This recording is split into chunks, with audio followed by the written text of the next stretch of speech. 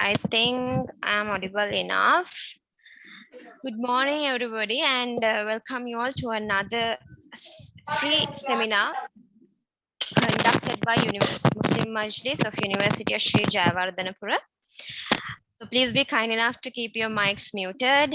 And today before going into the section, I will introduce myself. I'm Farha Zaki, a final year student of University of Sri Jayawardhanapura. I'm doing my degrees, Bachelor of Arts in English. Okay, so today we are going to learn about literature, something based on literature, that is literary techniques. Okay, so before moving into this section, I have to say you something, that is, please keep your mics muted until the end of the session. And at the end of the session, I'll give you a chance to unmute your mics and you can ask your questions. Okay, or else you can drop a message via chat box. Right, so my session will be a quite interactive. So when I ask a question, you can answer, or else you can drop the messages via chat box. But please don't disturb others. Okay, and also stop drawing on the screen. And okay, so moving into the session, I would say literature is something which is stressful. I would say a stressful satisfaction. Okay, literature is something which is a stressful satisfaction. Why do I say it is a stressful satisfaction? Because what is called as stress means we are mentally being fed up and we are like don't know what to do. Because of the content we become stressful. Now stressful satisfaction is itself an oxymoron. Okay, so why do I say this is a stressful satisfaction is when looking at the content, it is very stressful. We don't know what to do, what to study, from where to start. Sometimes there are too many quotations, too many then techniques, and also sometimes too many books to study, go through. So we don't know what are them, how to study them even. Okay, so then what happens is finally we reach for this satisfaction. Okay, from the stressful this nature we are reaching for the satisfaction. So what is this satisfaction we get is best results, or else we get if we are going for an A levels, we could go for A pass or for B pass or for something, we get a good result. So that good result makes us satisfaction. If you work hard, even though that is something stressful, you are reaching for something satisfactory in your life. Okay, so that is what basically I would say a satisfaction. Right, so then literature becomes a stressful satisfaction in that way. So moving into today's section, my main objective of today's program is to draw your attention towards some poetic devices and provide examples with relevant to the poems. So the reason why I choose this was this unit is something really broad. Okay, I would say it's a very broad unit. Literary devices or literary techniques are broad units actually, because we don't know from where to start and from where to end, and once from every side we have some kind of literary techniques. Okay, oxymoron could be personification, juxtaposition. So there are different kinds of literary techniques. Some literary techniques are similar to each other. Okay, some literary techniques would give a similar, like when you see the contrast and juxtaposition, you might feel okay, both of these are like similar. Why do we then call one as juxtaposition and the other as contrast? So that kind of a issue or problem comes Sister? for you. Sister, Oh, can you do that on our settings, please? yeah, wait a second. Go to the security. Right. Yeah. All right, okay, done. Okay, fine. Thank you, sister. You can continue. Okay, thank you. And others, please be kind enough not to unmute your mics and also not to draw on the screen. Right. Thank you very much. And okay, coming back to the lesson. So the main objective of today's program is to draw your attention towards some poetic devices and provide examples with relevant to the poems, as I mentioned before.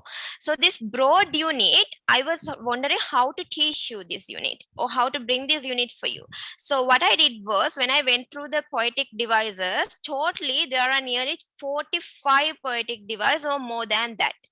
Imagine learning 45 poetic device within 2 hours or 1.5 hours is obviously a nightmare, right? So then what I did was, I went through the entire poems, all the 20 poems. You know, the poems are categorized into 5 sections, starting from nature, society, humor, life, conflict, like that. There are 5 sections, and each section contains 4 poems.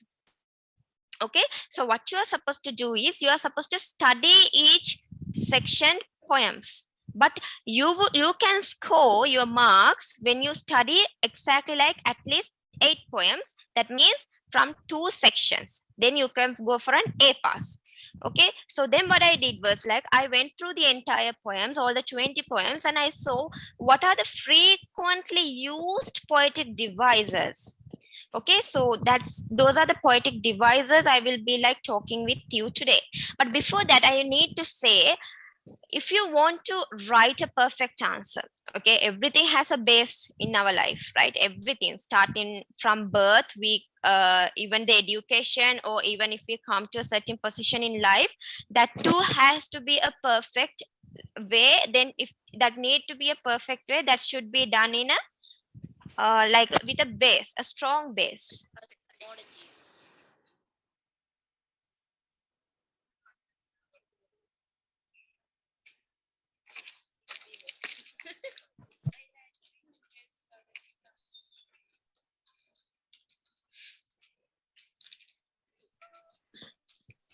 Okay, you have to do it with a strong base.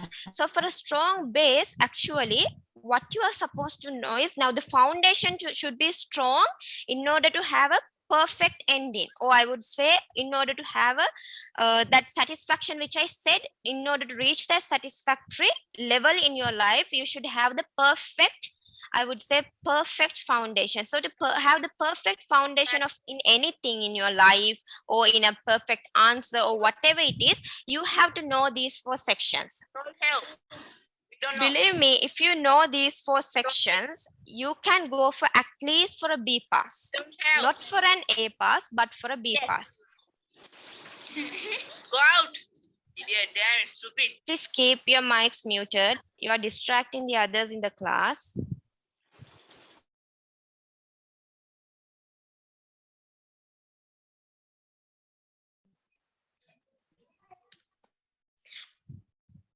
Okay, so I will let you to ask the questions, like at the end of the session, you can ask the questions. Don't distract others, please.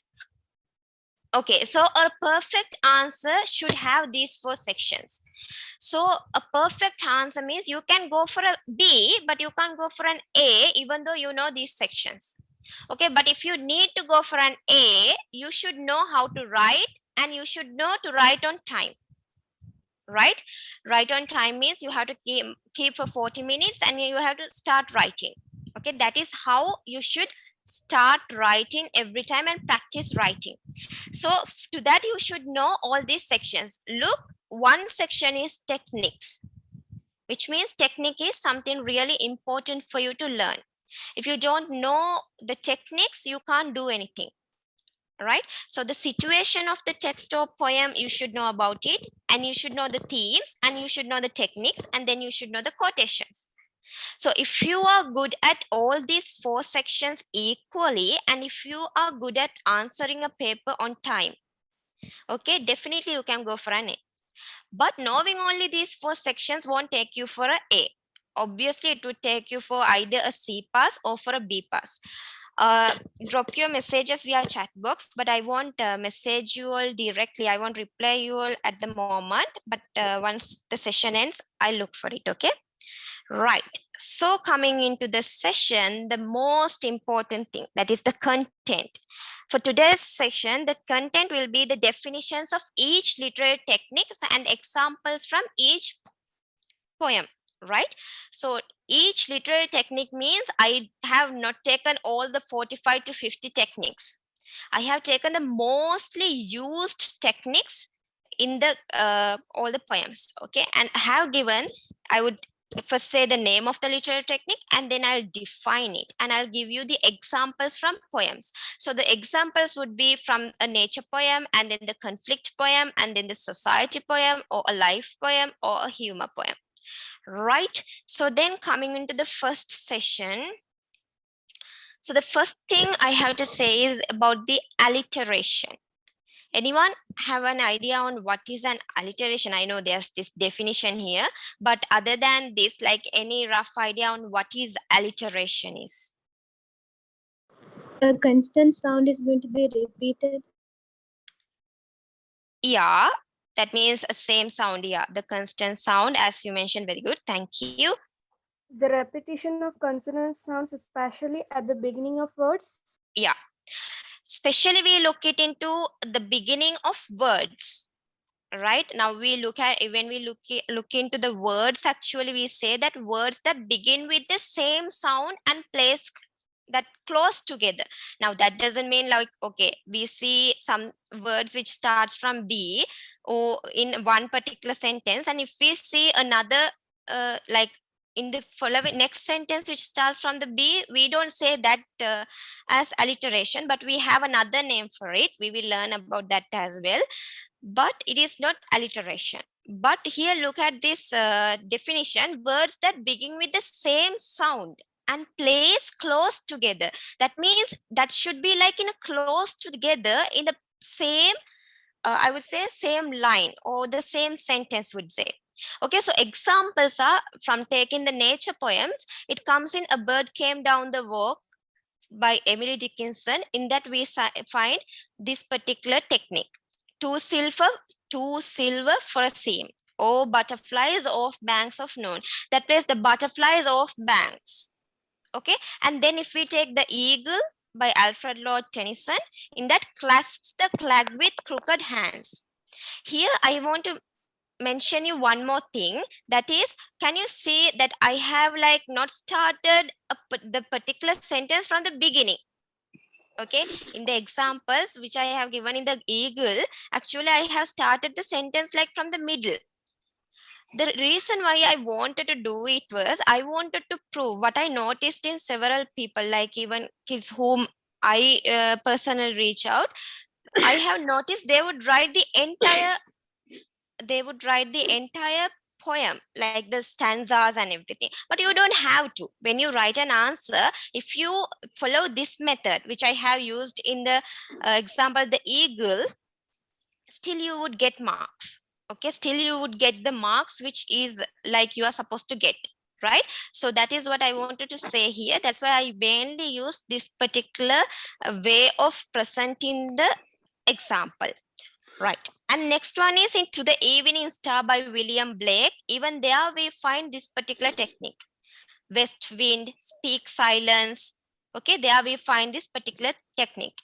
And when it comes to conflict poems, The Terrorist He's Watching, and then A Farewell to Barn and Stack and Tree. In both the poems also we find this particular technique. So mostly what I would say was like, you will come through similar techniques in several poems. Okay, you will come through similar techniques in several poems, but I would say you don't have to memorize the entire stanzas. Can you please keep your mics muted? Okay, so the next one is In Voice Kind by Stephen Crane. Even there we find the similar way of use of this technique. And then the society poems, Once Upon a Time, I Know Why the Caged Birds Sing, Richard Cory. So in all these poems, we find that particular technique, right? That is alliteration. So going for allusion.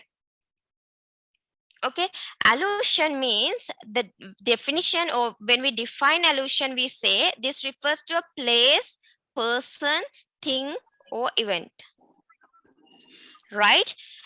This refers to a place, person, thing, or event. Okay, for an instance, if I say, okay, all of you are like somewhere around 15 to 16 age groups, like, okay, sometimes Okay, some of you may be having relationships, some of you may be having boyfriends or girlfriends in your life. So then when it comes to a romantic relationship, I'm just giving an example, okay? Don't take me wrong. So I'm just giving an example where when sometimes when, let's say, a boyfriend, okay, would do something really romantic, right? Then the girl would say, you are like a Romeo. You are like a Romeo. Okay, you are my Romeo. So do you know what is the meaning of Romeo here? Romeo Juliet, we say, one of the wonderful love stories which in literature we found, one of the wonderful love stories is this Romeo Juliet, right? So the reason why that girl addressed the boy as Romeo is not because he is Romeo, or not because he has the qualities of Romeo, but because he is wonderful as Romeo, where he has shown that type of qualities, or when it comes to love, I mean. Okay, so that's why it directly says, you are my Romeo. Okay, that is the example that at once comes to my mind even. So like that is what we call allusion. Just imagine the term itself, allusion. It is like something, allusion means like something you are giving a kind of imagination in your mind, right? It's something has to do with your mind, the allusion itself. So when it comes to examples, into the Evening Star and Richard Cory, only we find this very importantly. And here in Richard Cory, actually, in that tries to show that Cory is imperially slim.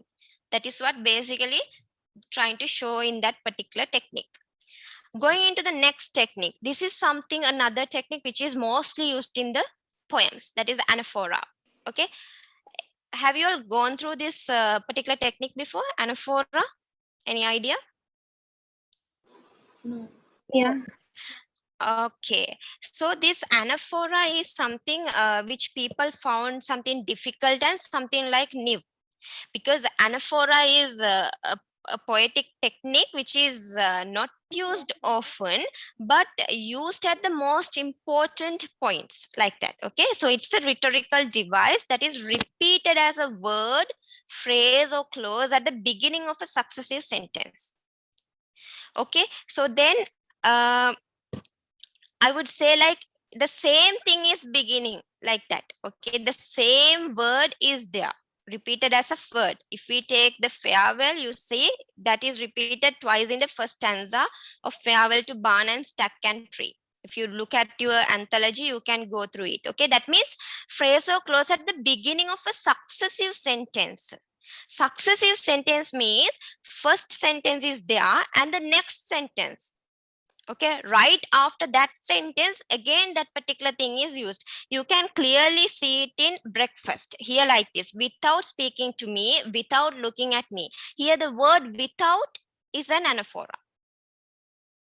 Okay, so then when we say I in Clown's Wife, that is repeated in the beginning of all lines in the fourth stanza. So that itself is I is an anaphora.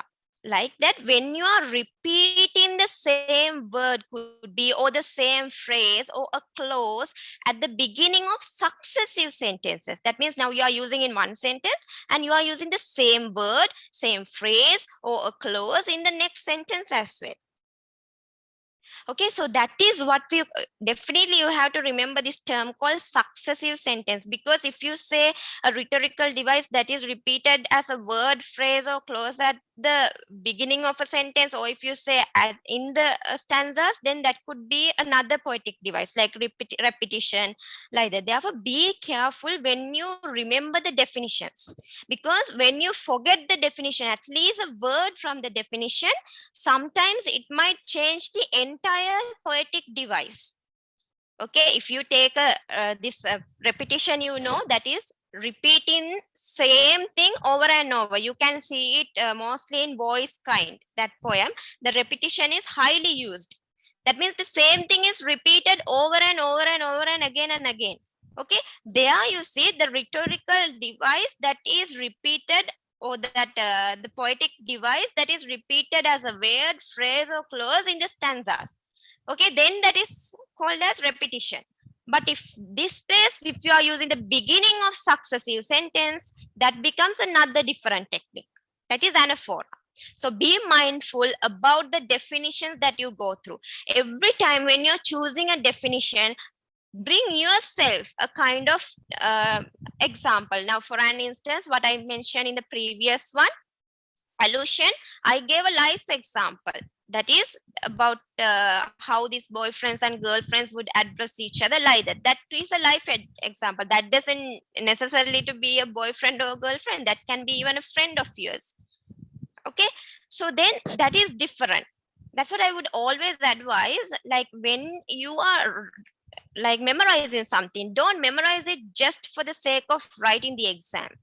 Okay, take examples from life, take examples from what you learn, and then keep on writing or keep on practicing it, right? Then you can keep that in your mind.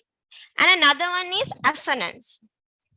Assonance is the repetition of vowel sounds in nearby words. What are vowels actually? By now you must know the vowels, right? What are vowels? Yeah, A-E-I-O-U.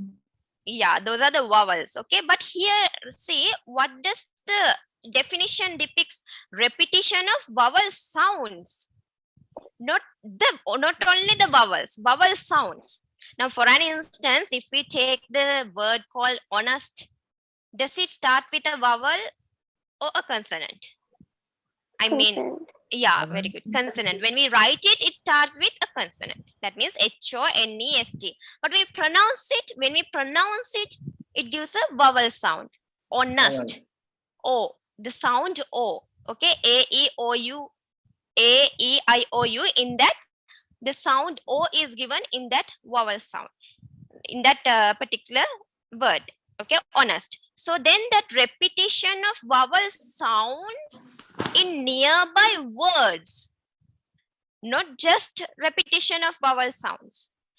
Remember, repetition of vowel sounds in nearby words.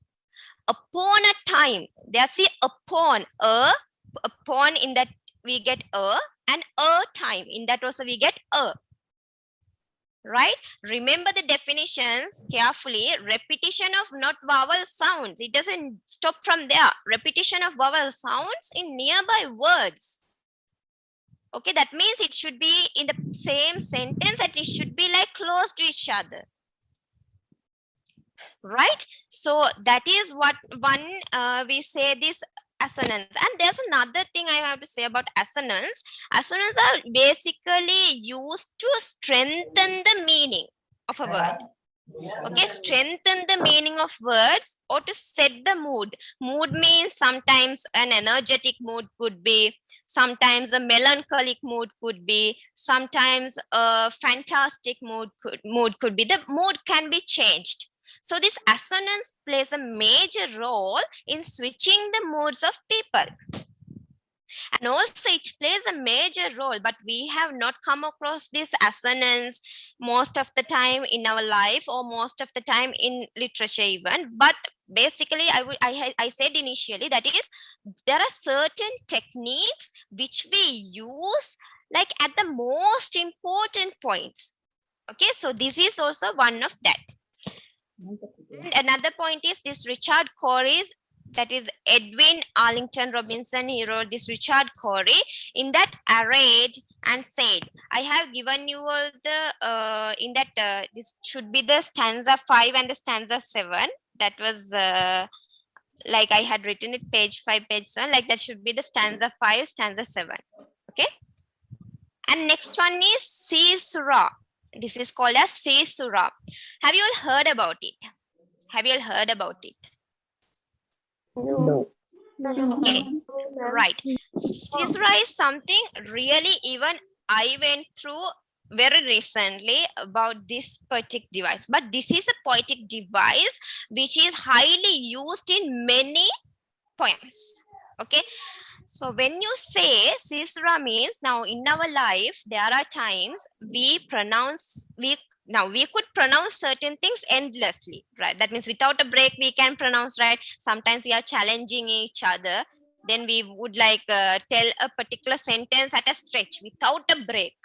But when we read something, we can't do it at a stretch. That means endlessly, like holding your breath up for a long time, and you can't read a sentence right for a long time, holding your breath for one particular way and reading one poem or reading a sentence even, it's difficult, right? So automatically, that means naturally, you pause at some points, right? Even now you can do it by yourself, like keeping your mics muted.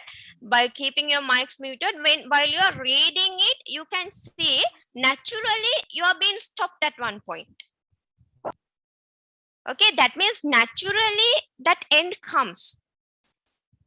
Sometimes then naturally, though that end comes, in literature we have given these commas, we have given the exclamation marks, or else we have given the full stops at every points as well. Okay, but still, though we didn't see the comma or what else, the exclamation mark or the full stop, but still we will be naturally being stopped, because that is how we can't endlessly read something, okay, at a stretch. It is so difficult because it is like something related to our health, so that we can't do it.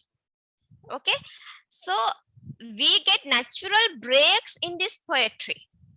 So that is what we call as caesura. Caesura means the natural end in a poetic phrase or break in the rhythm. You might have not marked, or you might have not expected this kind of a technique. Even I didn't expect initially that something like this is existing in the world, but here it is. Okay, because that is the natural end in poetic. Now even I didn't know that while I was reading a poem also, automatically I would get stopped, like me naturally I would get stopped sometimes. That means I can't read it at a stretch. Or sometimes I would naturally keep pauses, like when there's a comma, when there's a full stop, I would keep a break. Okay, so that rhythm is also flowing according to that. If it is a free verse, mostly this problem comes when it is a free verse, right? When it is written in free verse, actually there's you wonder how to like stop, but you are naturally being stopped. You can't, now if there are 14 lines or 15 lines, you can't read all the 15 lines endlessly holding the breath at your one position, right? That naturally you are being changed, you are being stopped, you are given a break. So that is what we called as caesura. But caesura is I found that in the poem Breakfast. Okay, that's a conflict poem. That's and I put. There, see, and I put. Instead of using it in that way, and I put. Because and I, there we use a comma. So these, I would say the commas or the full stops or the exclamation marks actually gives us a signal, you have to stop now. Gives us a signal, you have to take a break now. That is the signal given, though we naturally stop or not. That is the signal the author has given us. Why do they use that? The reason why do they use this kind of the reason why they use these kind of commas or the full stop or the exclamation marks in a particular poem, right? The reason they use them is actually to keep the rhythm of the poem. Okay, but we don't find this much in short stories, or we don't find this in novels or dramas. Actually, at drama that is different, because then we find the dramatic technique there. Can you please keep your mics muted? Right. And another one is Once Upon a Time by Gabriel O'Hara. Even in that, feel at home, there's an exclamation mark.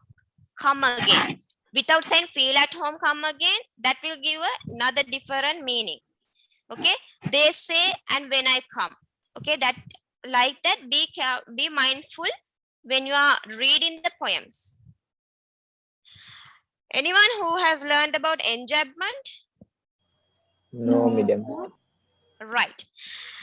No. This is another technique, but you might go through this technique as well when you are reading your poems and when you are studying the poems. So the definition of this is, now in the previous one I said what? You have full stop, exclamation marks, mostly full stop, exclamation marks, and the comma. Only these three only mostly we have. That's why I can't give a common name for it, because only these three are there, right? So mostly in the poem. So when it comes to enjambment, what is that is the running over a sentence or a phrase from one poetic line to the next without terminal punctuation. Now in the previous one I said there are punctuations, but I can't mention it as punctuation because there's only mostly three, only those three only mostly used. So then I can't give the common term as punctuation, but you can have it as punctuation in the previous one. When it comes to this one, the running over of a sentence or a phrase from one poetic line to the next without terminal punctuation. That means this mostly comes in free verse. In free verses, you might see there's no full stop, there's no comma, there's no exclamation mark. That is flowing, just flowing. Right? And usually you can even recognize a poem when it is free verse.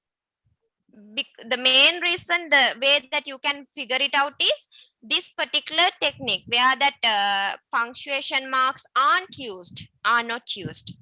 Right? So farewell to barn and stack and tree is a point where you come across this enjambment, this technique called enjambment. The fact that I would advise you all again and again is don't take these techniques that much very seriously and stressful.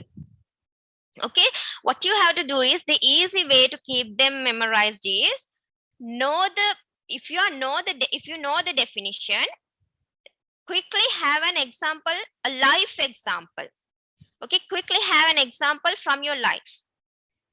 Okay, you can take yourself, you could say myself like that. You can create about yourself some particular sentences like a free verse. Okay, without having full stops, without having a break, you can like continue about yourself, saying about yourself without any full stop, without any punctuation marks. That itself, you are following the technique called enjambment. But still, you have taken examples from your own life. Okay, when you remember the example, automatically you will remember the definition. You don't have to memorize these definitions. It is not necessary, because that's an extra burden for you all. Go through the definition and have a life example. I would advise a life example. When you have a life example that is so connected to you, that is so close to you.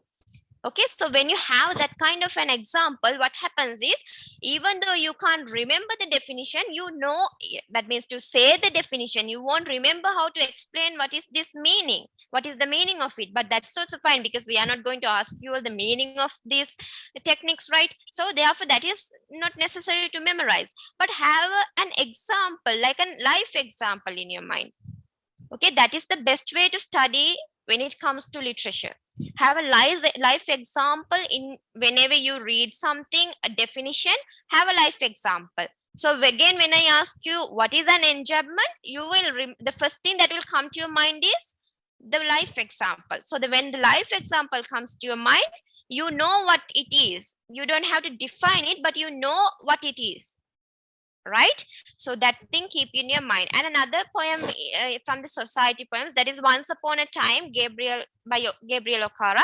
In that also you see here there's no punctuation marks, and I have learned to laugh. Excuse me. Yeah. Inverted commas are used, right? Yeah, inverted commas are used, but I'm saying not like that. I'm saying about the full stop. I'm saying about the commas. I'm saying about the, can you say that without the terminal punctuation, the term? Okay, that means there can be certain types of punctuation marks, right? But that's what I initially said you. When you all are reading a definition, read the entire thing. Okay, don't miss a word. When you miss a word, you will have zillions of doubts. Then how could this happen? How could that happen? So read the entire term or the definition entirely, right? Don't miss a word even. And then when it comes to here, and one more thing I have to say, this inverted commas, the reason why I have used inverted commas is when you write a particular quotation, okay, when you're quoting something, you should write it in inverted commas. Okay, be it in an answer or be it in a presentation, be it in a slide, be it in a video, wherever it is, when you are using it, it is the ethic of literature. Okay, you are not supposed to just quote someone else's verse or someone else's thoughts without putting an inverted comma. The reason we are using it, because we are not the owner of this particular example or the quotation. There's a different owner for it, so we can't claim that ownership. Okay, so when we are using it or when we are writing them in a wherever it is, we have to use this inverted comma. Thank you very much for bringing up that question problem, because this turned into a different concept as well.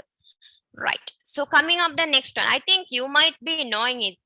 Hyperbole, give me another term for it. Exaggeration. Yeah, very good. Yeah, hyperbole, another this is exaggeration. Yeah, thank you. So exaggerating or exaggeration is another term for hyperbole. So that definition is really easy, right? That is exaggeration or act of exaggerating something for effect. Okay, that thing I think you might have not heard about it. Now you know exaggerating, but why do we exaggerate something? To give an effect, okay, to change the mood or to change the tone. That is the exaggeration, or to change the idea of someone towards the poem, or the point of view of someone towards the poem, or anything. Okay, so sometimes this, I have given an example, that is sometimes that can turn the story into a humorous one or a more interesting one. So we are using these exaggerations. So in Voice Kind by Stephen Crane, we find this exaggeration, that is 1,000 corpses. Okay, 1,000 corpses. Now that is Voice Kind is based on this war, and we find this death of the loved ones lamenting, and the poet is trying to convince them, right? That is what basically happens in Voice Kind. So even there we say that 1,000 corpses. There cannot be 1,000, but exaggerating 1,000 corpses, or there can be 1,000. But what the poet tries to show is there are several deaths because of this war. War brings destruction, merely destruction, not satisfaction. It brings satisfaction only for one particular side, because in some way or the other, one particular side is being destroyed, then the other side is being satisfied. Okay, so though Voice Kind is of such a poem, so that kind of a technique is brought out there, hyperbole, or I would say this exaggerating. Irony, any idea, like rather anything about except this definition, anything? When there is two opposite things to convey the meaning. Yeah, like what kind of a meaning? Like, yeah, there are two opposite things, but now do the meaning we can understand, could we understand the meaning directly, or we have to think a little? Think a little, because that's a hidden meaning. Yeah, The that's a hidden expression of meaning. one's meaning by using language that normally signifies the opposite. Yeah, very good, and thank you very much. And thank you very much for being attentive in the session. So then the definition is, yeah, we don't understand it directly. Okay, now we will go through the definition. We would, okay, when we are reading it, we would feel something odd, but right, we would feel something is different here, but we won't understand it directly. Okay, so that means the meaning is hidden. Okay, the word to convey meaning, that is opposite of literal meaning. Okay, that is now let's take this example. I will give that. This is the perfect example I found in all the 20 poems. This is the perfect example which supports war is kind. And breakfast is also kind of ironical. Because breakfast, because we don't feel that, I mean the title, okay, because that is completely something different I'm taking you into. In that poem, actually, we won't believe whether that is a conflict poem. Okay, now when we read the poem, that is obvious that there's a conflict between two people, a couple. Don't make the mistake saying that between husband and wife, right? That is not between husband and wife. We can't say, we can't prove it. That is between husband and wife, like that. You can't prove it. In the poem Breakfast, don't tell it at any point that the conflict is between husband and wife, right? You could say the conflict is between the speaker and the speaker's spouse, or you could say the conflict between a couple, or you could say a conflict between two people in a family. Use those words because you can't prove that the speaker is a woman. Okay, therefore don't use the term saying that the conflict between husband and wife, right? But remember the term breakfast.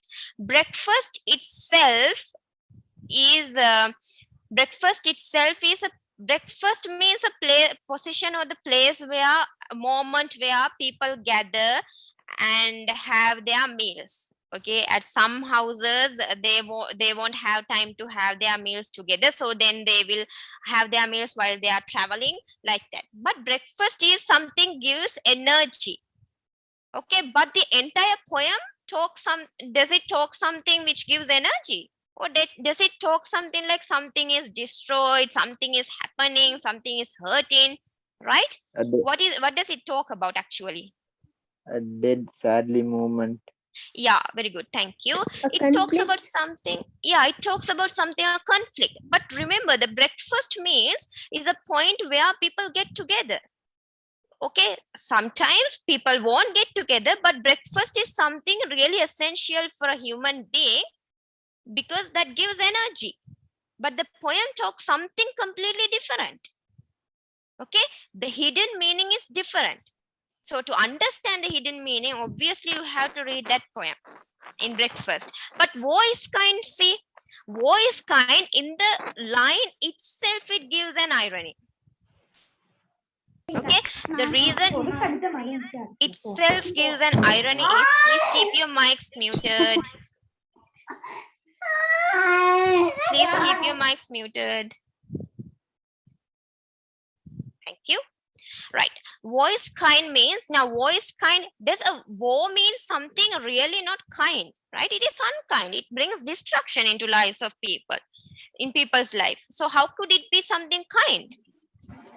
But the poet is actually sarcastic there, saying that woe is kind. So that is the irony. Woe is not kind, woe is unkind, we know it. Now, So, what's the but difference between irony and oxymoron? I will teach it because we have oxymoron as well here. Okay, when it comes to oxymoron, I'll show how it goes different. But woe is kind also can be told as an oxymoron. But the reason that differs here is, can you remember when at the beginning I said literature is a stressful satisfaction? Okay, stressful satisfaction, there's no be verbs in between, or there's no similes in between, like, as, or anything. There's nothing. That directly I say stressful stressful satisfaction, right? Stressful satisfaction, stressful and satisfaction are two different things, two opposite contrastive concepts. Okay, but I'm joining them together without using be verbs or anything. So that is what more likely to be an oxymoron. But I noticed several people had mentioned voice kind as an oxymoron. But voice kind is not actually an oxymoron, because woe kind, like that, if you say, that is like, that doesn't sound proper, but that time you could say that is a kind of oxymoron. But when you are using woe is kind, it cannot be an oxymoron. It should be an iron, definitely. It cannot be an oxymoron. Okay, remember that differences when you are using the techniques, and also when you are referring to the articles. Be mindful, don't refer to all the articles that you can refer to all the articles, but refer to most authentic articles, right? The articles which you can trust. Okay, either ask one of your teachers before you read this article whether this article is something which readable, or whether it's something we can actually go through, right? right? Therefore, don't go to read all the articles, because when I went through the articles, some article, not some, like 2 articles were saying voice kind is an oxymoron, but some articles were against of it. Voice kind is not an oxymoron, it is an irony. Okay, so then you will be confused. So be mindful to read authentic articles when you are reading. So the definition, again, I would say irony when it comes is it's the meaning that's hidden meaning, actually conveying the hidden meaning that is opposite of literal meaning. Okay, metaphor. Can someone tell me the difference between metaphor and simile? I have not mentioned about simile because it's very easy. Can someone say me the difference between metaphor and The word like is used in simile, while Would like as are used in simile. metaphor is indirect comparison. Simile is direct comparison. Right, very good. Thank you very much. Yeah, in metaphor and simile are very easy to differentiate. But that place also, I'm repeating the same thing again. Remember to read the entire definition. Remember to know the entire definition, each and every word of a sentence. Okay, because now if you miss the word like a metaphor, okay, let's say a simile is a figurative speech that is used to make a comparison between 2 things, like that we'll say. Okay, but it is easily found by using the terms like and as. But if you miss that word, miss the sentence saying that in a simile we use the terms as, like, if you miss that word, that sentence, actually your answer will be wrong. You will get confused between metaphor and simile, but it is very easy to differentiate. In metaphor, we don't use the term as like the terms of that. You can easily figure it out when it is a simile, because in the simile we use them. Okay, but when it comes to metaphor, we don't use. You are a star. Okay, I said always. Hello, can you please keep your mics muted? Okay, I would always say connect it to your life, connect it to the experiences that you have, connect it with the things that you see in your life. Excuse me, madam. Yeah, Can we say the simile is an extended metaphor? you can say it as an extended metaphor because you are using this like and as, and you are extending actually the metaphor. Okay, I'll answer all your questions at the end of the session, right? If not, others will have to just listen to me. That's right. Okay, thank you. So yeah, that is a kind of extended metaphor, because the reason is, now what is extending? Extending means now something small, we are making it a little bit big. Okay, so then we are making this using like, as, and stuff, but mostly don't, I would advise you rather going just mentioning it as an extending metaphor. The most advisable concept is a simile uses terms like and as, whereas a metaphor doesn't use them. That is the most advisable method you can use to address both these concepts.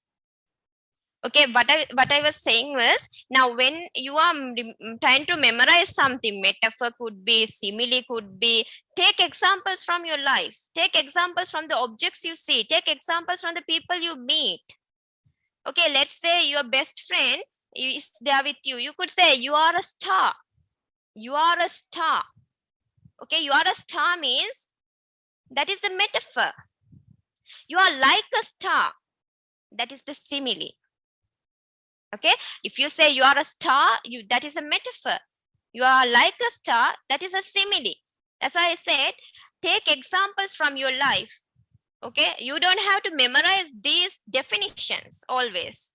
But if you know the concept, if you know the base, then you know what to do. Right? So a metaphor is a figure of speech that is used to make a comparison between 2 things that aren't alike, but have something in common.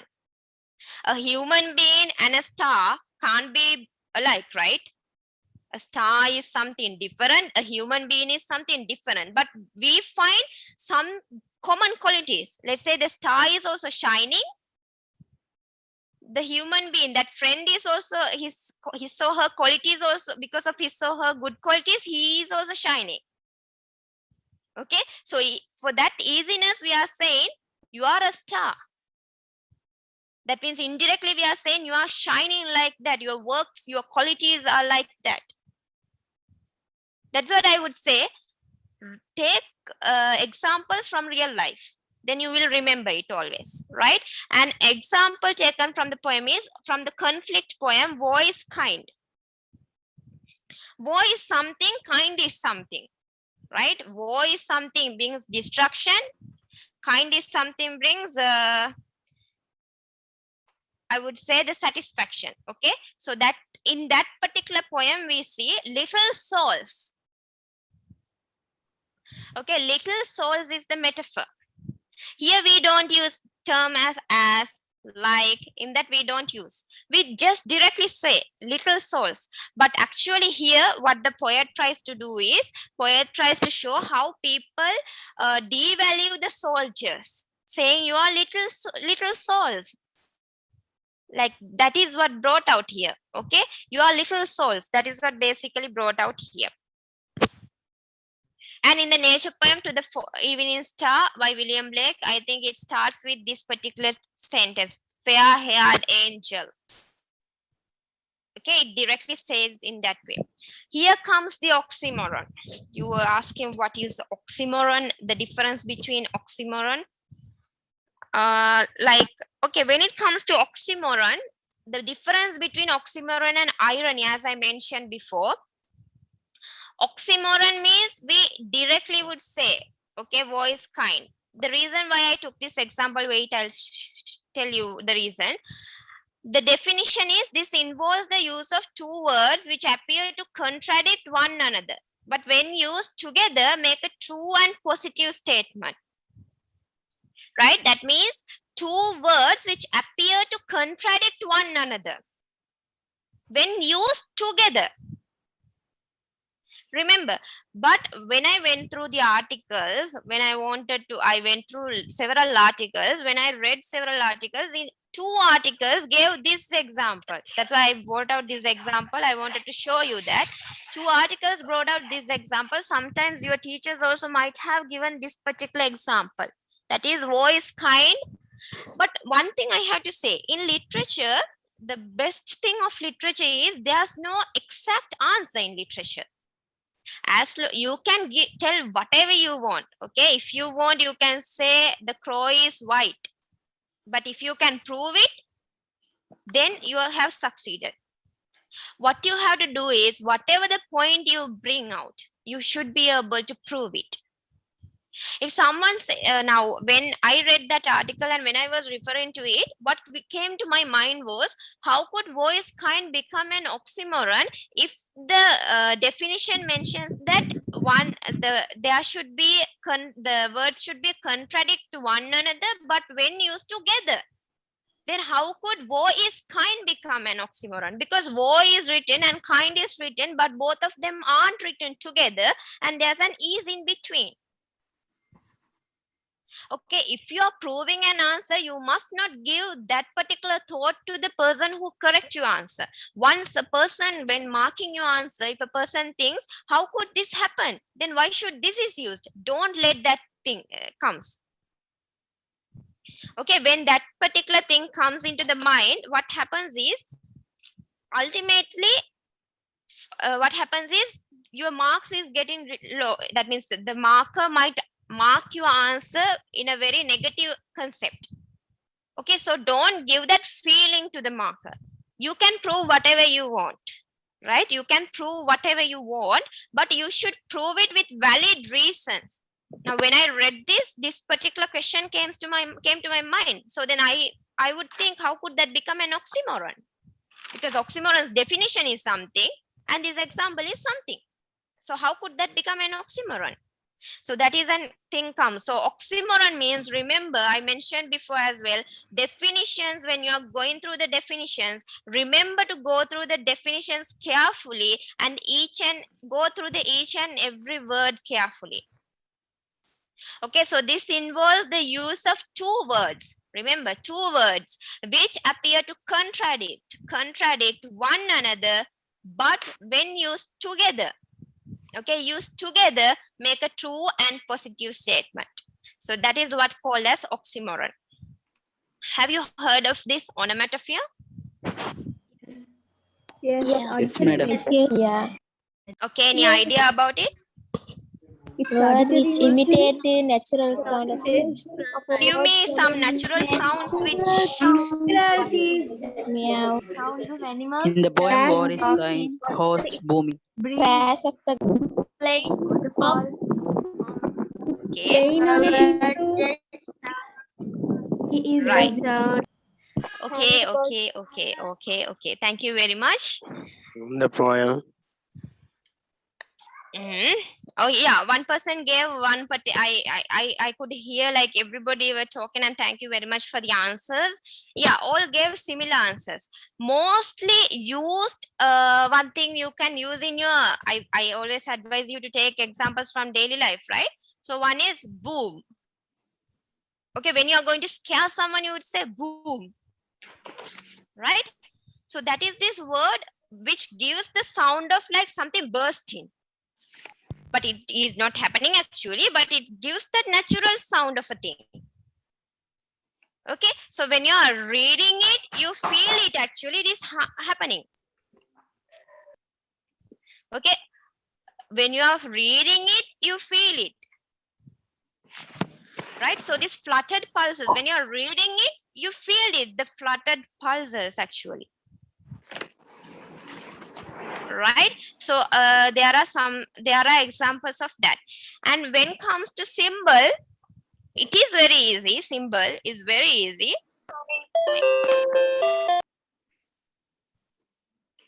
Okay, symbol means the definition. If we take the words, symbol is not only the words, right? Remember, not only words. Most of the people take it wrong. It is not only the words, right? Symbol means not only words, it can be the people, it can be the location, it can be any mark, it can be an idea or anything. But it should represent something beyond that literal meaning. I think you come across this word called ashes in the poem The Breakfast, right? Ash means what? Usually that is when, how do you get ashes? Like when you burn something. Burn itself meaning destruction. Okay, burn itself meaning something we are destroying. But ashes means not something like ashes we get after burning something. So, but actually we see these words, people, location, marks, or these ideas that represent beyond the literal meaning. That means that represent beyond something it is given. Now here see in this humor poem, the huntsman, lion is there, right? But lion actually, what does it symbolize? The bravery, strength and everything. When you come to the poem Breakfast again, I would say there's a term, there's a word called rain. There's a word rain where that the spouse goes out in the rain. Okay, that directly says rain. So rain is something, okay, we like to have rain. If it is raining, it's good. But when it continuously raining, or sometimes, but it is not the normal, right? Normal way. Now, when it is raining, sometimes we can't go out whenever we want to go. Okay, and we have to go with an umbrella. So carrying an umbrella and going is also itself a burden, like an extra burden. We are carrying an extra burden on our shoulders, like that, right? Blueberry. Hello?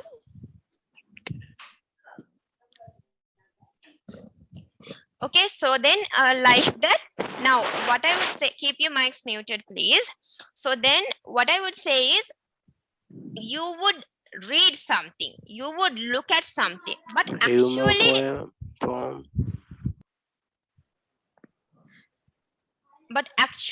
what you see is completely different, or what it means is completely different. Okay, that is completely different, completely contrasting from the meaning sometimes, but sometimes it is something advanced than some which is shown. Now, when we say ashes, some people won't think that is destruction until we explain it. When it is raining, some people won't think. Okay, for people who look at the rain in a very wonderful way, I will answer all your questions, students. I will answer all your questions at the end of the session. So Madam, then, yeah, can we take the caged bird as a symbol? caged bird. The Comes under caged. Maya. Hello. Comes under the Maya Angelou's. Yeah. Maya Angelou's. Caged bird is. We can take the term as caged, and we can take the bird as that, because bird is something which is free, okay, but it is not actually now free. Birds are actually free animals which they can we could say they can fly anywhere they want, right? But actually that is completely different or far beyond what is given the literal meaning. Okay, so then when you're looking, the easiest way for you to understand is mostly this symbol comes with one word, or else it comes with ideas. Okay, mostly it comes with one word. If you take the bird, that shows the innocence, that shows the freedom. Those are the things bringing out. Okay, if you take the word lion, that shows the strength, that shows the bravery. If you take the word rain, that shows the being fed up and the very melancholic life. Okay, like that, always find what does it mean actually. Keep your mics muted, please. Thank you. Right, so those are the basic and the main stuffs I wanted to explain. So any questions about it? And before, coming into the final section, I have to say something important. That is, literature is something for most of you, I would say, when it comes to A-levels, this is something food for thought, okay? When it comes to A-levels, I won't advise if you are choosing literature because it's something really difficult. But when it comes to O-levels, I would really appreciate you choosing literature. Okay, I would really appreciate you choosing literature, because literature. But one more thing, if you want to learn English, don't do literature, because literature won't give you the knowledge of English. Literature is not English. Literature is helping you to appreciate something, gives you the appreciation knowledge, gives you to feel sympathy about something or empathy about something, or gives you to feel emotionally or connected for something. Okay, so when you are reading poems, when you are reading prose, when you are reading drama, when you are doing the dramas, or when you are going through the novels, remember one thing, that is to connect them with your life. Okay, connect everything with your life. Then only you can please keep your mics muted. Connect them with your life, and then only you can answer properly. And at the beginning I said, for a perfect answer, you should know those 4 sections, definitely. Okay, quotations, you should know, they give marks for you. But that doesn't mean you have to know the entire stanzas. Don't go to memorize all the stanzas. Okay, don't go to memorize the entire stanzas or the poem. Don't do that thing, because what the marker wants is to see whether you have understood the question and whether you are connecting the question with the answer. Okay, that is what the person wants to see. And one more thing, don't write the summary. We don't want to know the summary because we already know it, right? We don't want to know the summary. We want to know how you are relating the question into your ideas and writing it along with the poem. And remember another point I wanted to say, that is, when you are writing an answer, give an introduction first. That is the definite thing. And give 3 to 4 points related to the question. And give a conclusion. That is how you have to write an answer. Don't just pop into the question from the first paragraph itself. Remember, the first paragraph should be the foundation. That means it should be the introduction. Okay, now when you didn't come to this stage after your birth, right? You came gradually. You went to your kindergarten, and then you came, like, sometimes you might have not, but then later gradually you came to this age. You didn't pop out here immediately. right? So like that, remember the fact, when you are writing an answer, don't go directly to the question. Okay, give an introduction. In the introduction address, now I am going to talk about this I'm going to discuss about this in the following concepts, right? Remember that thing. For that organization, you get marks. Okay, so those were the main concepts I wanted to say. And another important thing is, literature is not something to learn English. Literature is something to appreciate something. Don't do literature for the sake of learning English. You can't learn English from literature. Literature never support you in learning English. It will not. It will only give you to appreciate something. Okay, actually, when you are looking at this onomatopoeia, alliteration, assonance, in a way like you would think, why do we need them? Okay, we won't, by knowing them, we are not going to apply them into our daily life. That is only for the purpose of appreciating something. Be it English, Tamil, Sinhala, whatever the literature it is, based on not the language, that is based on your knowledge and the capacity of knowledge, how you can make it. So the marks, you will get marks more for the content and how you are expressing it, and for the language you get somewhere around 4 marks or something. Yeah. Okay, so that is how you get marks. So read everything, the poems, read them, novels, read them, prosas, read them, and then drama, read them. Okay, you have only like 1 drama, 1 novel. It's very easy. Go through. Right? So any questions? Excuse me, ma'am. Yeah. Ma'am, can't we take war is kind as antithesis? Antithesis. Voice kind. How do you say it as an antithesis? Because it's coming out with 2 aspects, na? Yeah, it comes out 2 aspects, but now usually we say antithesis means, for the other people, we say this antithesis means directly opposite of something, only we say as antithesis. Okay, now we give 2, yeah, therefore we could say it. Now if we take 2 words, if one word is directly opposite of the other word, then we could say it as antithesis. Okay, so for the people who doesn't know what is an antithesis is the direct opposite of something or someone.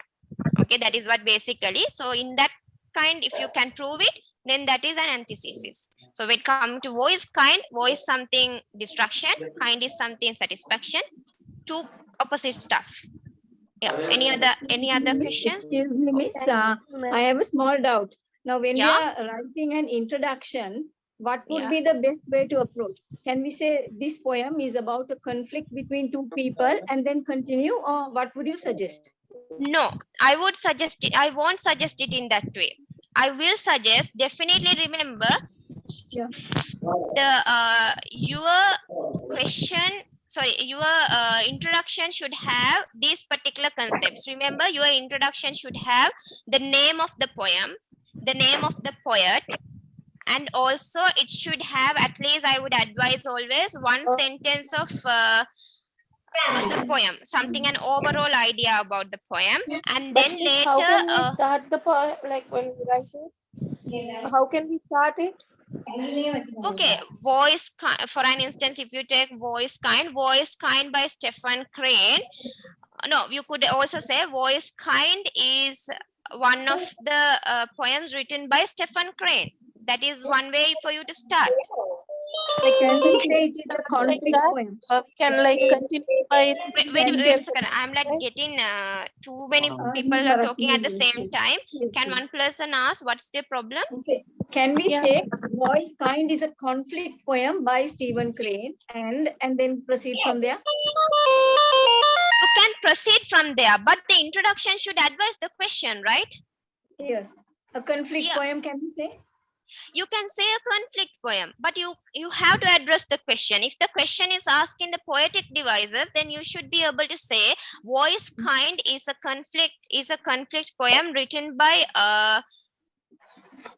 Stephen Crane. Is what Voice Kind is a conflict poem written by Stephen Crane, which carries many poetic devices in order to depict its situation. Okay, if the question is based on poetic devices, then you can say that in that way, and then mention. I always advise the ones who are I reach out personally. For them, I would always advise in the introduction itself, you have to write.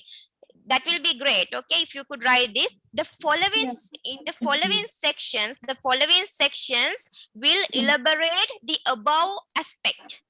That means, first of all, at the beginning, you are giving a point.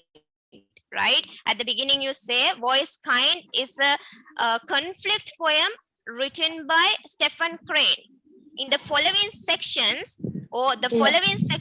will explain the above concept with relevant to the poetic devices of the poem Voice Kind. So they are you are giving the hint to the reader. Okay, next few answers next few points you are going to address with relevant to the techniques of the poem, with relevant to the poetic devices of the poem. Like that, you directly giving the hint to the reader. So the reader who reads knows, okay, you are writing it with a good understanding and you are writing it with a good organization. Because in the introduction itself, you say it in the following sections, I'll be addressing only these concepts, and that will be supportive for you as well. Now, if a person without knowing how to write and what to write, that person will mix up everything.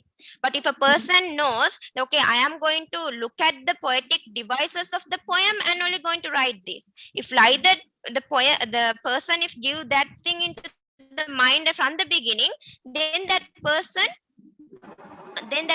will directly, what will do is will only approach the poetic devices, and the answer will be such a beautiful one. There won't be any mixed up. And if you say, I will address the following the following section will address the above concept with relevant to the themes. Okay. Also, Miss, will it be useful if we give a small background about the poem? Poet? No, don't do that thing.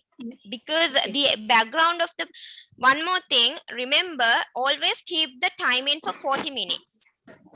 Right? Keep the timing of your paper for 40 minutes. Now itself start writing it for 40 minutes. Wait a second, I'll answer this and come. Write the answer for 40 minutes. Then when you're sticking for 40 minutes, you can't write unnecessary stuff. If you go to write the poet about the poet and then about the poem, then entirely you could write only one particular point related to the poem.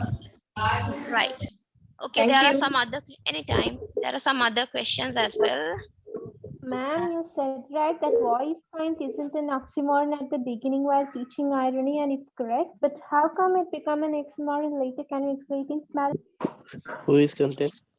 I didn't get it. Can you please repeat the question? Voice kind is? At the beginning, you said right, ma'am, that it's an oxymoron. It isn't an oxymoron, but later, for the example you gave it.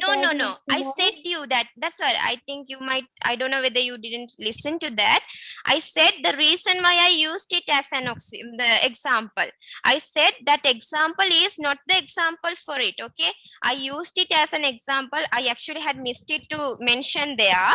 I used it as an example to show you all why this is not an oxymoron, because that thought I explained it at that moment also. I used it because this was there in all the 2 articles which I read. In that it mentioned as oxymoron, but when I was reading, that thought came into my mind. If it is an oxymoron, from where this is, the B verb is comes, why do we use it? So how could it becomes an oxymoron? Because the oxymoron says in closer to each other, it should be contrast to closer to each other. So then how could you use the word is? Okay, so that is, I took that example to show why that is not an example. I said it during that session as well. Wait a second, there's a question. What is the difference between personification and metaphor? Okay, personification means you are giving the life for something unliving. Okay, mostly you find that personification in the poem The Eagle by Alfred Lord Tennyson. In that poem, keep your mics muted please, I'm answering a question. So then in that poem, The Eagle by Alfred Lord Tennyson, the poem starts, he clasped the crag with crooked hands. Okay, plus the Canteen. he itself means the it should be now. It is about an eagle, right? Then that should be Oxymoron. it. But it says he, right? That should be it. But it says he. Okay, then that should be, that means that gives the life or something. That is that individuality. Okay, eagle is something which has the life already. I know it, but it gives that, personifies it as a human being. Okay, so that is something we say, and a personification. Metaphor means we are directly taking it, or we are directly connecting it with something. Now I said you are a star. Okay, I'm saying it directly. That can be, I am connecting it to a living thing or non-living thing. That can be done. But personification means I am giving life for something which is unliving most of the time. But even if it is a living thing also, we can give the human qualities if it is an animal which has. Okay, so that is the difference between a personification and metaphor. Metaphor means you can either use something, you can connect it with something living or non-living, both. That doesn't matter. Personification means you have to mention it, like you have to give life for it. Madam, Yeah, oh, there are a lot of questions actually. Wait a second. Yeah, you can ask. can you explain about the didactic language? Didactic language. I wanted to mention something about the language as well. That is didactic language. Before that I wanted to say, when you look at certain poems actually gives. Wait until I answer this question. Certain poems actually give these conversational patterns. Okay, certain poems are written in a conversational way, especially the poem Father and Son. That is the diction actually. That is the conversational way. Okay, so this didactic means it is kind of like, we would say informative, or we would say like it's a kind of instructional. It's something instructing us. Please keep your mics muted. So it is something, we usually use this for novels actually. Okay, and we say it as a didactic novel, or we would say, yeah, that is what basically we use. That is kind of instructive. Wait a second, there's another question. That is how to apply the techniques in an essay answer. How to apply the techniques in an essay answer. I would give a small, like an example for it. Now, when you are writing an answer, I said in the introduction itself, mention that the following section will be explained with relevant to the poetic devices of the poem, or else you can say, I'm answering a question. Give me a second. Or else you could say, when you are writing an essay, you could say you are going to address the following sections with relevant to the themes. Okay, let's say you are going to address the following section of the essay with relevant to the techniques. Then the first point after the introduction, the first point you could say, let's say metaphor. Metaphor is one major poetic device used in the poem Voice Kind. That's what easily comes to my mind at first. Or else you could say symbol is one major technique used in the poem Breakfast. Okay, or personification is one major poetic device used in the poem The Eagle. Right? So that you could write in that way, and then what you have to do is you have to prove the meaning is not the definition, why the poet has used the technique, this personification, right? I always would say when you are writing an answer, first if you say this poetic device, let's say for an example, again I would say personification, or else I'll take this repetition. Okay, repetition is a technique used in the poem Voice Kind, is a major technique used in the poem Voice Kind. Why do we use repetition? Repetition is to bring out the same concept over and over and again and again. Why am I repeating sometimes the same thing to you? Because I want to give you the idea what I want to convey, and I want to make sure whether you got conveyed what I wanted to say. That is why I am repeating again and again. the same thing. So by repeating the same thing again and again, that is the main purpose done. So while you are writing, repetition is a major technique used in the poem Boy is Kind in order to bring out the main situation to the reader. Okay, that you could say. That's what I said. When you are writing the technique or even the theme, first of all, you have to say this is a major theme or this is a major technique used. And then you have to say why the poet has used the particular technique in the poem. And then you have to give an example. Example means the quotation. Okay, so if you are given an example or if you are given a quotation, what you have to do is at the end, again, you have to say, oh, in that same paragraph, you have to show how that quotation is supporting that particular technique. I hope you understood me. First of all, a point you are writing, this particular technique is there in the poem. Okay, that can be a technique or the theme or anything. Okay, I'm telling commonly how to write an answer. Okay, now you are saying this particular technique is used in the poem, and then later you are saying you have to show how that is used, and then you have to give a quotation, and then you have to prove how that quotation is supporting that particular technique. Excuse me, Right? madam. Yeah. How to write a proper conclusion to the poem in the essay type questions? The conclusion, I would always say the conclusion is the final summary, or I would say the summary of the entire section. Okay, now let's say you are writing the definition, sorry, introduction, you are writing the introduction and then you are writing 3 points. But then if your conclusion is something completely different, okay, now you were asked to write about the poetic devices of a poem, and then okay, you are fine that you are doing it properly and coming. And but at the end of the session or at the end of the answer or in the conclusion, you are writing something completely different, not even connected to the given your answer. Okay, a conclusion shouldn't be in that way. A conclusion, even a conclusion is like 2 to 3 lines, that would be more than enough. If you could say in conclusion like that, you can start in conclusion. If we were asked to give the themes of the poem Breakfast, if you were asked to write under the themes of the poem Breakfast, or if you were asked to write a question like how this poem Breakfast becomes a poem of conflict. Okay, let's say that is the question.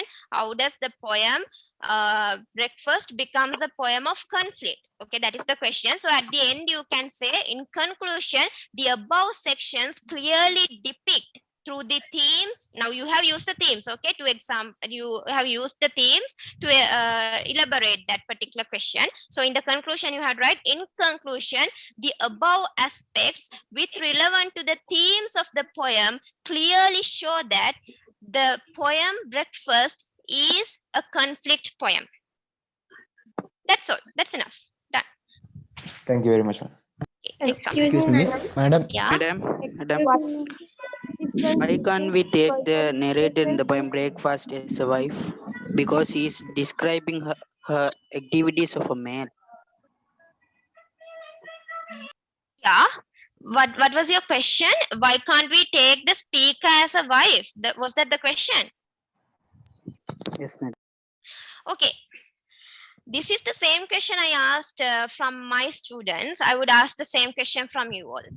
Have you all heard about the gay marriages? Have you all heard about gay marriages, right? People, males get married to a male. What if something like that? Okay, let me do it in this way. Does it mention in the poem at any point that the speaker is a female character? Does it mention in the poem at any point? No. No. Right. Have you all seen gay marriages? Lesbian Have you all heard? Yeah, lesbian, but this is something connected to, I would say, a man. Okay, don't drift the question for something else. Be connected with the question. So when this is a man, they have mentioned about a man. So that can be a relationship of that way. Okay, you can't say, if you can't prove that. You can't prove this is a girl only speaking, this is a woman who speaks. You can't prove it. So what if you say, okay, this poem mentions about the conflict between a husband and wife. What if the reader who reads your paper thinks, how could you say that? You don't have proofs to show it. How could you say it? If you have proofs, then okay, fine, and the proofs should be connected to the poem. Okay, but if you are saying just between a husband and wife, my question is, if you can prove it, then you can go for it.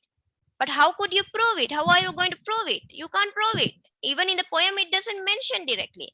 That's why I always say that you all, to be in the safe zone, to be in the safe zone, you all must not give the reader the question why, how. Okay, when reading you answer, the reader must not get that question. How could you say this? Why are you saying this? That once that question comes, definitely your the paper will be marked with like in the lower grades. Okay, so therefore once that question appears, then finish. That's what I'm saying, don't give that question to the reader. Even to a reader or for a marker, don't give that question. If you had written that particular answer for me, then same thing I would do. I would ask, how could you say it? Teacher, it is in the internet, no? Can you write the answer? It is in the internet. Teacher, but we are connected through internet and we study through internet, and why can't we? That's what I said. That's what I said. Be mindful the sources that you are going through. Literature is not something based on literature, internet. Literature is not something based on books. Literature is not something based on people. Literature is something about what you think. How you express your thoughts. Yeah. Excuse me, can we take it like this? The very fact that she's putting her head down and weeping is a feminine thing. No, I mean, a man, you don't expect a man. How could you say a man is not crying? How could you say a man is not crying? It's very uncommon for men to cry. That is very typical. Like, don't be in that mindset. That's a very typical mindset. Don't be in that mindset. Even a guy could cry. They could express their emotions. Even they are human beings. How could they not express their emotions? And one more thing. Now, guys mostly cry when people are not around, right? At that point, there's no one around. Okay, there's no one around at that point. Excuse me, madam. Yeah. A way of describing can show that. Now, if it's a girl, they would describe it in another way, and if it's a boy, they'll describe it in another way, right? Can you prove it? I would again say, if you can prove it, you can go for it. But as long as you write such an answer for me, I will have always the question, how could you say that is a woman or that is a girl? Because you can't say it, right? I mean, if you can prove it, yeah, you can go for it, as long as you can prove it. But don't give these kind of answers like in the internet that was there. Oh, you can't give the girls are described in a different way, boys are described in a different way. No way. Because girls could cry. Similarly, boys could express their emotions as well. Boys are also human beings, right? Come on. It's very rare to see a male crying. And if it was that's a what male, I said. That's what I he said. can also, like the other fellow went out. This man also, if he's a male, he can also just put his hat on and go out. Or he could have also why does he definitely want to go out? He definitely doesn't want to go out, right? It depends. That's what I said. If you can prove it, you will get marks. He can also just go out, or he can also smoke a Then cigarette. how And can we say that the narrator is a man? I'm not saying the narrator is a man. I'm saying the speaker and the spouse. Between the speaker and the spouse, I'm saying you want to be in the safe zone. That's not a man. That's not a woman. Okay, that's what initially I said. This that is a conflict between a couple, or else that is the conflict between the speaker and the spouse. Okay, I am not mentioning that is a man. At any point, I am not mentioning that's a woman. Yeah. Can you repeat that conclusion part again? Okay, give me a second. Okay, when you come for the conclusion, let me like complete that answer. If you can prove an answer, it's totally fine. Literature is something based on proving. If you can prove something, you will get marks. But if you can't prove something, that is, you can't get marks for that. Right? So no point of arguing on that, because again and again I would say, if you can prove something, you will be in the safe zone. But always try to be in the safe zone. That is, if you can't prove something, don't go for it. Okay, that is the final conclusion on that. Okay, ask me to give that conclusion. So basing on the conclusion, what I could say is, if you say a conclusion, that is, you could say, for an instance, you are asked to prove this poem breakfast. The conclusion, the question was asked, how could you prove that the poem breakfast is a conflict poem? Okay, so then you are proving it with relevant to the themes. Okay, so then in conclusion you could say, starting in this way, you can start it finally, or you could say in conclusion, it is very clear with reference to the themes of the given concept. It's very clear that the poem breakfast is the poem breakfast is a conflict poem. Okay, that is how you have to write a conclusion. That means you have to connect the conclusion always with the given concepts. Okay, there's one more question. Give me a second. There's one more question. Thank you, ma'am. Okay, wait a second. There's one more question had asked. I'll answer it and come. One person had asked to explain the irony again. Irony is the hidden meaning, actually. I will share the slides if you want. The irony means the hidden meaning, actually. Irony is the hidden meaning of a concept that is like not shown to you directly, but it is completely something different than you know. That is the hidden meaning, right? Madam. No, you can't give. There's another question. Can we just give 2 or 3 lines about the poet relating to the poem? What I would advise is, like, if it is unnecessary, don't go for it. Excuse me, Okay. ma'am. Madam, what is the difference between paradox and irony? Okay. Irony, as I mentioned before, it is something based on the hidden meaning. Okay, the hidden meaning. But actually, even when we take the paradox, is also, it is also something contradictory. Okay, but it doesn't, like, sometimes we can even get that idea when we read it. We can get the idea most of the time. That is mostly the difference we find. And there's another question. Excuse me, I'm ma'am. actually an A-level student, and I have this question regarding like poetry.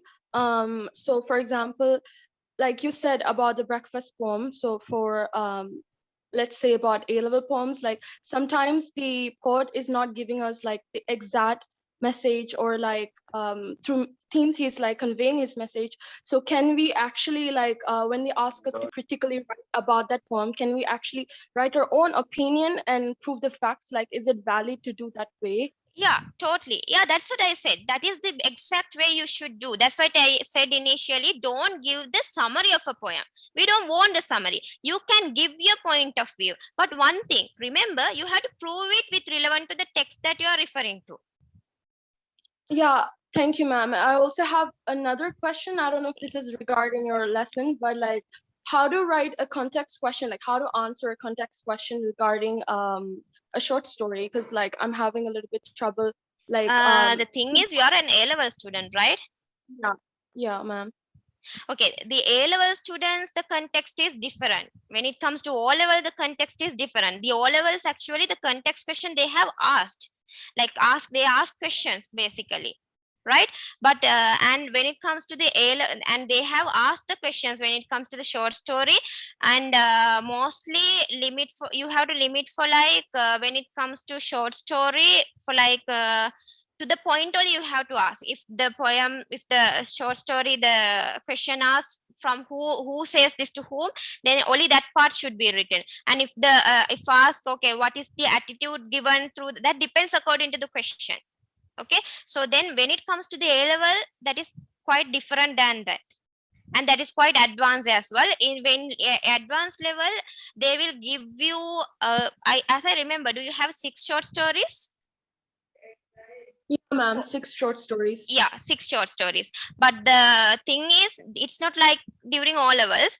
Now in A levels, they have 6 short stories, and you will be given only 1 short story. That is how happened during our period, and that is the main way I think that's happening still.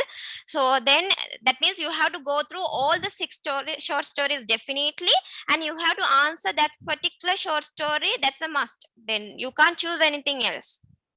No, ma'am, like my doubt is like, so if I get a question of a short story, like they ask us to like comment on it, like, you know, pinpoint all the themes and techniques and whatever the author has used. So I'm having a trouble, like, how do I actually like understand, like, you have to give a context question and an essay question are 2 different things. A context question, always you should address the given context. You can't go beyond that, right? Sometimes the entire short story might be addressing to a theme like we would say love, a theme like love, okay, but the entire short story may be going along. Now every short story, poem or something, everything has more than 2 or 3 themes, right? If you can prove it, then you can find some more themes, right? So then wait a second. So then what happens is, when you are answering that particular context, mostly the question will be asked, what are the themes that the writer tries to emphasize in this context. Then what happens is, you have to give the theme which supports the given context. Okay, for that what you have to do is, very early you should know what are the themes of the particular short story, and then you should know the themes, and then while reading that particular context, you can understand whether this particular context goes along with this theme. Understood? And that is how you have to write. But wait a second, did you understand what I said, the one who asked me the question? Yeah, ma'am, I understood. Thank you so much. Okay, you're welcome. Madam, as your opinion, can you say about the time management in the literature paper? Time management in the literature paper is 40 minutes. Like you have to have the 40 minutes. Okay, I would advise you all, your exam is there, I think in January. The O levels are doing their O levels in January, I think. So start writing answers now itself, long answers. Okay, for that what you have to do is choose a question.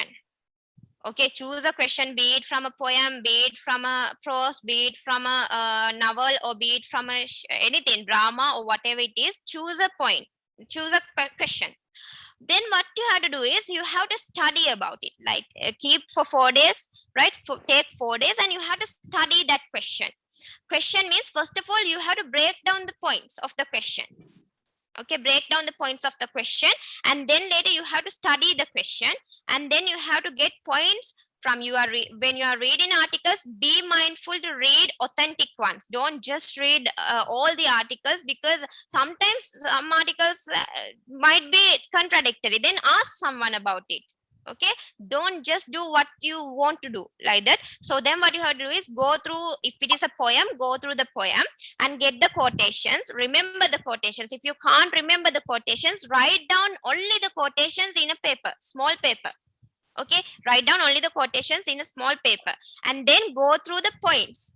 Okay, go through, if it is about the themes, then go through the themes and what are the quotations which support the theme.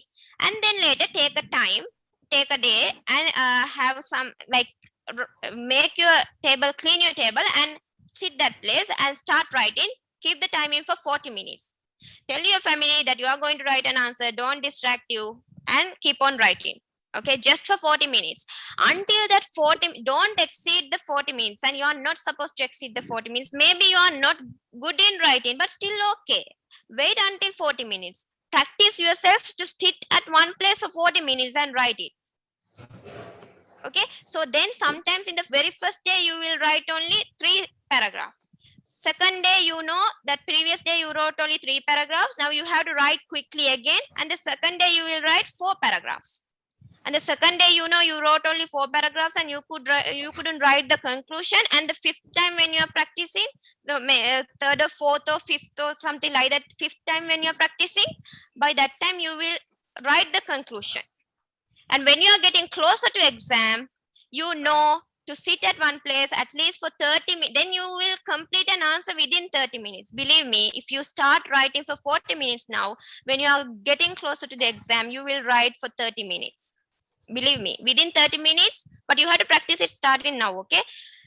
And be truthful for yourself. You have to do it by yourself and not by looking at your anthology or not by looking at the internet or anything. You have to first, that's what I said, you have to first go through and then take a time and then you have to write.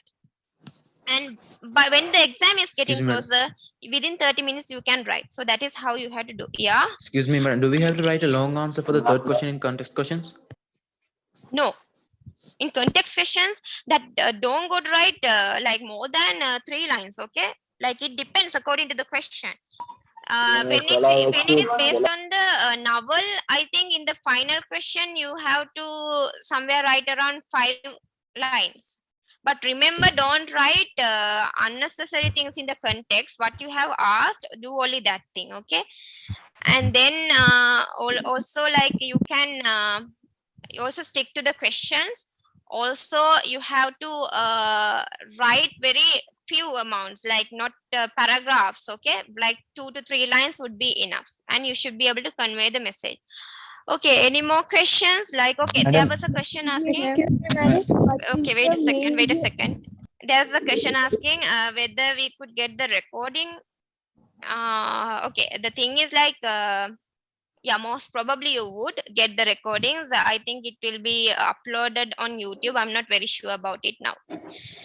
Okay, Madam? what was, yeah? Madam, can you please give an example for how many oxymoron? paragraphs or how many words should be included in the essay type question? Essay type question. Okay, there was one question asking, for example, for oxymoron. Other one is essay type question. You want essay type question? How many paragraphs or how many words? Yeah, teacher. How many words should be included or how Word many is paragraphs? unlimited. Word is unlimited. Obviously, word is unlimited. Right? Word is unlimited, but the thing is, you can't write like 3 to 4 pages in within 30 minutes. You are not still practiced for that. You will have to practice a lot for it. So I would advise write questions based, like write your answer like one side of the page and half of the other side of the page. Like it comes somewhere around altogether 6 to 7 paragraphs or somewhere around. Ma'am, Yeah, like, is this Yeah. same rule applying for A-level exams? Like, sorry, the A essay type levels is question. different. A level is different. A level is completely different. You can't just Okay, how many escape by pages? writing 1.5. No, At like least, maximum 4 pages? yeah, per maximum answer, 4 like, pages. Obviously, you will get a good mark when you could Okay. write. And remember, you have to write on time. And remember, you have to write completely related to the topic. Okay, some people, when you are writing 3 to 4 pages, you are writing unnecessary stuff. But no, 3 to 4 sides, right? You mean? No, I think 4 pages won't be able to write. Yeah, Like 4 sides would be, yeah. Excuse me, And miss. yeah, How many provings do we have to prove? how many? Provings, like to prove a question, how many statements?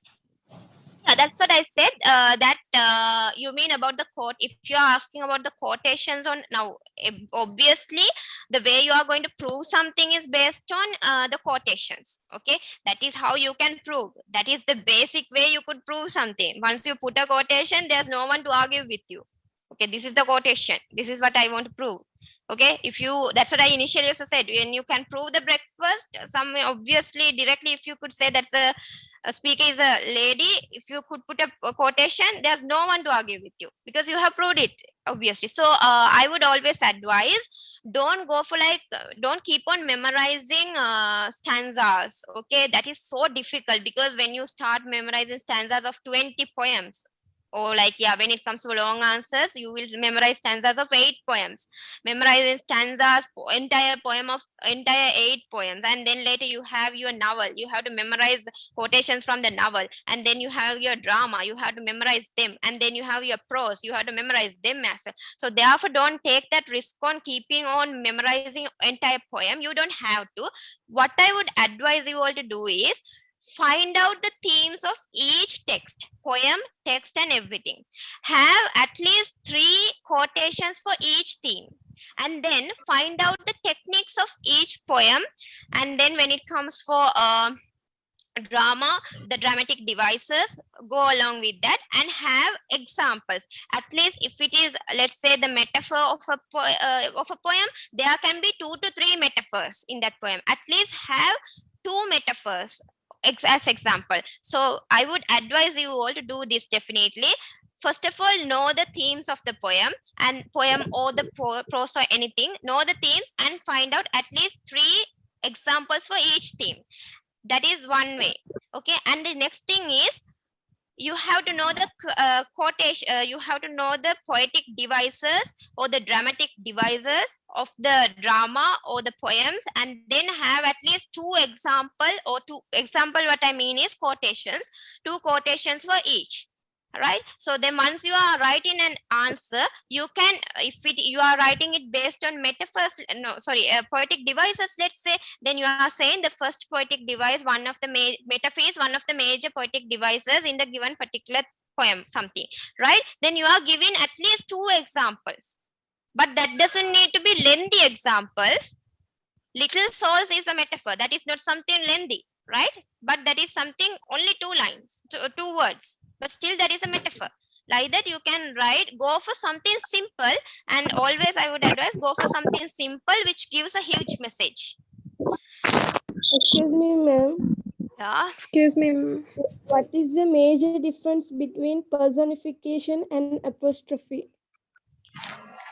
Personification is something different. Apostrophe is something different, right? Personification is, you ask about apostrophe, right? Yes. Apostrophe is a punctuation mark. Personification means no. One of the literary devices called apostrophe. That's how. Wait. No, apostrophe when it comes to figurative speech, that is let's say that is different. Now I got it. Like when it comes to a punctuation in English language, that is the punctuation marks. When it comes to figurative speech, like now let's say like this. Now personification means which gives the life for something. Okay, and we have to be mindful whether we are using something like whether we are connecting with something which has the life or not. Okay, but when it comes to apostrophe, it doesn't mean to actually be the same. Okay, we can also address something or someone actually dead, okay, or something a non-human, right? But when it comes to personification, that means we are giving life for something. But when it is an apostrophe, it doesn't necessarily to be addressed to a living thing or to a like that. That is not necessary. Okay, that can be for a dead person also, we could connect it, or we could connect it even to a non-human, but from the personification we are giving life. Okay, so then we are moving into the final section. Any more questions? Example for oxymoron. Oxymoron, the first example I gave at the beginning, that is stressful satisfaction, I would always say, because now see, they are stressful means something whenever we say stress is also, that gives a kind of very negative attitude, right? When gives a satisfaction, that gives a positive attitude. So something contradictory which goes together, that is we called as oxymoron. Excuse me, ma'am. Yeah. Could you Yes. please tell about kinesthetic image? kinesthetic image, right? That comes in breakfast. Breakfast, yes. The poem, yeah. Yeah. Okay, kinesthetic imagery is the actions that you do. Okay, now in that poem, he pours the cup of he pours the coffee into the cup of tea. Every action is explained there, right? That is what we call as kinesthetic imagery. Thank you. Miss, Yeah. Miss, in enjambment, the example you gave in Once Upon a Time, Miss, next to that, my heart, there's a full stop, right? Miss, so can we say that as an example? That is something different. Shall I take you back to the slide? Okay. Okay, that is something said, the running over of a sentence or a phrase from one poetic line to the next without terminal punctuation. So here, this is the point where this point is by my heart. That is the point where the poem, that particular section ends. Where then you have to write, that is okay. That is fine. What I mentioned was like from the beginning, you can read it and go, but one point you will have the full stop. It's okay. It's totally fine. Miss, also in what means successful successive sentence? Huh? Miss, you said that successive sentence, right? Miss, what means that? Successive sentence. Successive sentence means I got it as success sentence. I was wondering what is that. Successive sentence means the next sentence. Now, yeah, wait, I'll take you to that one as well. Now here, without speaking to me, without looking at me, if you refer to the anthology, can you see that this is one point and the next point is without speaking to me is one point and the next line is without looking at me. So the successive means the next one. Also in enjambment, so the full stop also shouldn't come in between the line, right? No, you can't write. That's what this says, that running over a sentence or a phrase from one poetic line to the next without terminal punctuation. That means you have to, like at a stretch, you have to tell it and go. There can't be like in between, you can't stop it. Like in free verses, you could see there's no full stop in between, right? You can just read them. Yes. Excuse me, madam. Yeah, any more question? Is enjambment is similar to run line? Run-on lines, yeah. Are you tired? Excuse me, ma'am. Yeah. Ma'am, we should start when writing essay type question. Should we start it from an instruction about a poet? Don't take me wrong. That doesn't, now I thought that will be a question because introduction means not the introduction to the poet. Okay, introduction means the introduction to the question. Right now, I would always say you all, now from the beginning I was saying that thing, when you are writing a question, don't write unnecessary things in the question. Like don't write about the poet if they have not asked. Sometimes they might ask whether how could this particular poet become a nature poet, or how could this poet become a romantic poet. That particular questions if asked, then okay, then you can write about the poet. But if they have not asked you about anything, then like about the poet, I would advise you all not to waste your time on writing about the poet introductions. That's a waste of time. You already have only 30 to 40 minutes. Then that time, don't keep on wasting for writing the introduction about the poet. You can write the introduction. The introduction should be connected to the poems, the question that is asked. If the question asks you to give or explain about the themes, then you should say that you will be discussing, first of all you have to write the name of the poem or text, and then you have to write the poet or the writer's name definitely, and then you have to write the at least one line saying that this poem is a conflict poem, or you can say this poem brings out the destructions caused by the war, something like that you can write. After that you could say something like this. You could say this, you have to connect it with the question. If the themes are being asked, then you can say the poet uses different themes in order to depict the main idea of the poem. You can say it in that way. And then you could say in the following sections, the above fact is being elaborated with relevant to the themes of the poem. That's all. More than enough. First of all, you have to write the name of the poem and then the name of the poet, and then at least one line which depicts the poem, like something, a common sentence. And then later you could say the poet has used several themes. That means you have to connect that particular introduction with the question, and then you have to say what you are going to address in the following sections. Okay, one more question. Okay, one last question. I can't hear. So teachers, people are like to stay in Excuse me, Mars ma'am. also, they Yeah, have one like last question. 5 or 6 Someone is people. asking something. I can't hear. Yeah.